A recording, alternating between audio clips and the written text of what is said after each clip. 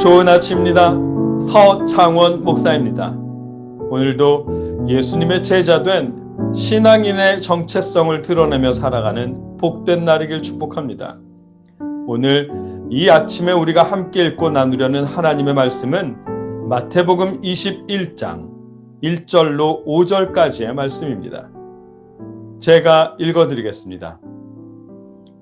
그들이 예루살렘에 가까이 가서 감람산 벳바게에 이르렀을 때에 예수께서 두 제자를 보내시며 이르시되 너희는 맞은편 마을로 가라. 그리하면 곧 매인 나귀와 나귀 새끼가 함께 있는 것을 보리니 풀어 내게로 끌고 오라. 만일 누가 무슨 말을 하거든 주가 쓰시겠다 하라. 그리하면 즉시 보내리라 하시니 이는 선지자를 통하여 하신 말씀을 이루려 하심이라. 일러스되 시온 딸에게 이르기를 내 왕이 내게 임하나니 그는 겸손하여 나귀 곧 멍에 매는 짐승의 새끼를 탔도다 하라 하였느니라. 아멘. 오늘 본문은 사람들의 바람과 하나님의 뜻 사이에서 하나님의 뜻을 따르는 주님을 만나게 됩니다. 낫기를 바랄 때마다 사람들의 소원을 이루어 주시는 주님이지만 정체성에서만큼은 하나님의 뜻을 따르는 예수님의 모습을 봅니다.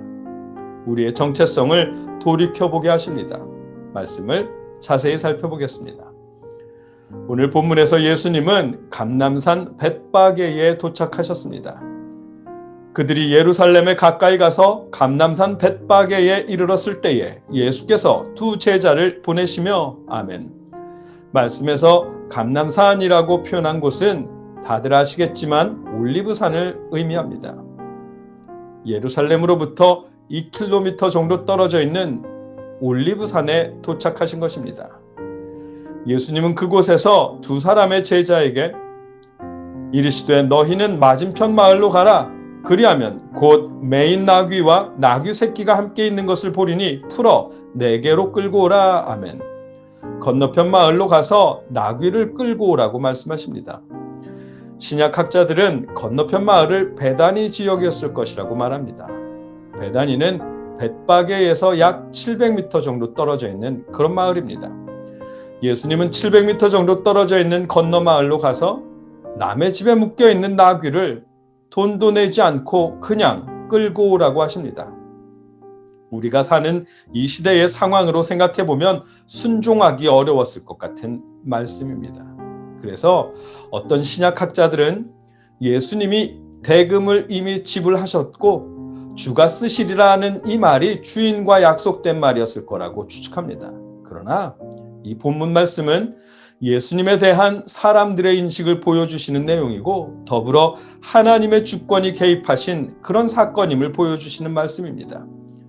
사람들은 예수님을 다윗의 자손 곧 메시아라고 여기고 있었습니다. 어제 나눈 말씀에서 예수님을 만난 두 명의 눈먼 사람, 구걸을 해서 먹고 사는 그 사람들에게까지 예수님은 다윗의 자손이었고 놀라운 기적을 일으키는 메시아였습니다. 바리새인을 비롯한 지도계층을 제외하고 대부분의 사람들은 아직까지는 예수님을 메시아로 여기고 있었습니다. 그런 이유로 예수님이 가시는 길은 12제자 외에도 많은 사람들이 따를 정도로 예수님은 환영받는 메시아였습니다. 어느 정도였느냐 하면 만일 누가 무슨 말을 하거든 주가 쓰시겠다 하라. 그리하면 즉시 보내리라 하시니 아멘. 누군가가 나귀를 왜 끌고 가느냐고 물을 때 주님이 쓰시겠다고 말하면 될 정도로 예수님은 다윗의 아들로 환영받는 메시아였습니다.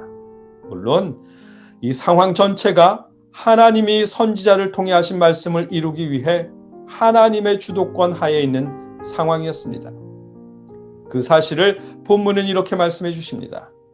이는 선지자를 통하여 하신 말씀을 이루려 하심이라. 일러스되 시온 딸에게 이르기를 내 왕이 내게 임하나니 그는 겸손하여 나귀 곧 멍에 매는 짐승의 새끼를 탔도다 하라 하였느니라. 아멘. 스가랴 9장 9절을 통해 예언하신 시온에 따라 크게 기뻐할지어다. 예루살렘에 따라 즐거이 부를지어다. 보라 내 왕이 내게 임하나니 그는 공의로우시며 구원을 베푸시며 겸손하여서 나귀를 타시나니 나귀의 작은 것 곧 나귀 새끼니라는 말씀을 이루기 위해서입니다. 예수님을 환호하는 사람들의 입장에서는 로마를 몰아내실 메시아로 전쟁에 승리한 왕처럼 백마를 타고 입성하기를 바랐을지도 모릅니다. 예수님은 하나님의 뜻에 따라 평화를 위해 오셨기에 겸손한 왕, 그 모습으로 나귀를 타시려 합니다.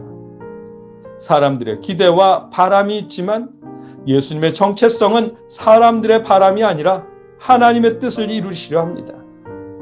말씀을 정리하겠습니다. 오늘 본문에서 예수님은 제자들에게 나귀를 끌고 오라고 말씀하십니다. 그 나귀를 타시고 예루살렘에 입성하시려고 합니다. 예수님이 원하면 나귀 정도는 그냥 내어줄 만큼 예루살렘에 들어가실 예수님은 환영받는 메시아였습니다.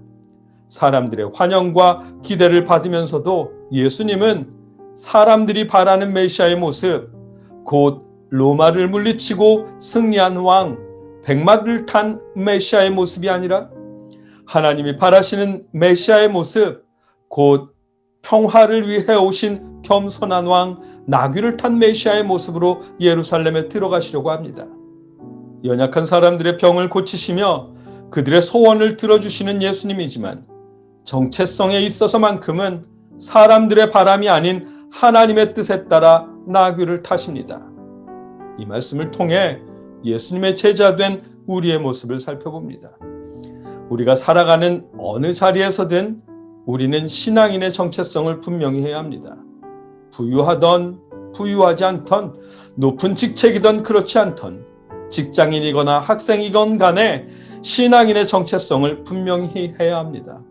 이슬람 사람들이 할랄 푸드만 먹고 돼지고기는 먹지 않는 것처럼, 유대인들이 안식일을 반드시 지키는 것처럼 우리 예수님을 믿고 따르는 주님의 제자들은 신앙인의 정체성을 분명히 해야 합니다.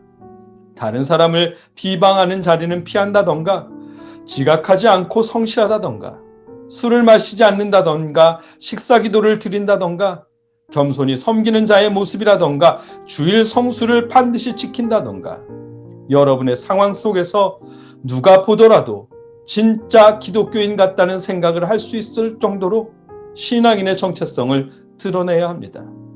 오늘 본문에서 예수님 모습처럼 많은 사람들이 자신의 바람대로 기대하며 환호할지라도 하나님의 바람대로 겸손히 나귀를 타신 예수님처럼 저와 여러분이 신앙인의 정체성을 지키며 드러낼 수 있기를 주님의 이름으로 축복합니다. 함께 기도하겠습니다.